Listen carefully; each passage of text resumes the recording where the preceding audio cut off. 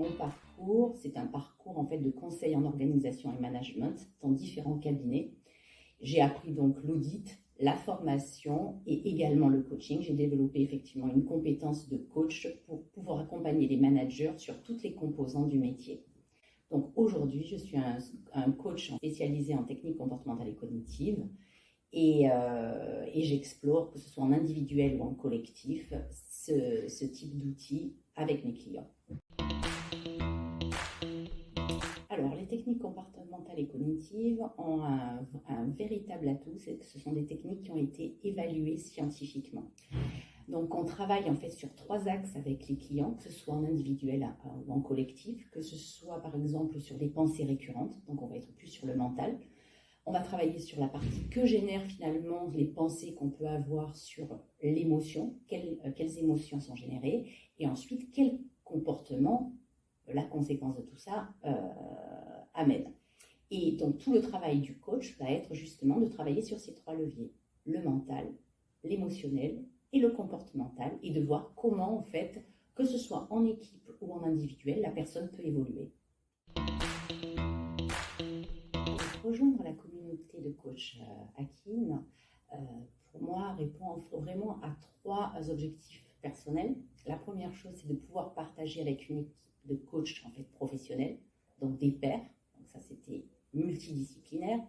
Le deuxième point qui est vraiment clé pour moi, c'est que Akin propose en fait, des projets d'accompagnement de femmes, donc des projets au féminin, aussi bien en coaching individuel et en collectif. Donc travailler sur les talents au féminin, c'est vraiment quelque chose qui me tient à cœur.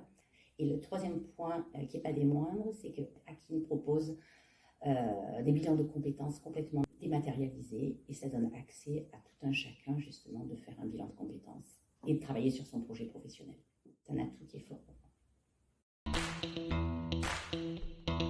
Premier avantage, c'est l'accessibilité de la plateforme, la flexibilité, c'est-à-dire que c'est un outil, cette plateforme s'adapte à mon agenda et pas l'inverse.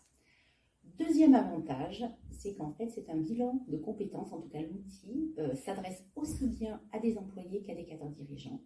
Et ça permet quelque part, cet outil est complètement démocratisé pour toute personne qui a envie de faire un bilan de compétences. Troisième point, c'est que c'est une plateforme qui est vraiment sourcée avec des fiches outils qui accompagnent quelque part la personne dans sa démarche. Et les cerises sur le gâteau, c'est qu'en fait, le travail qui est réalisé donc, avec la plateforme est complètement capitalisé.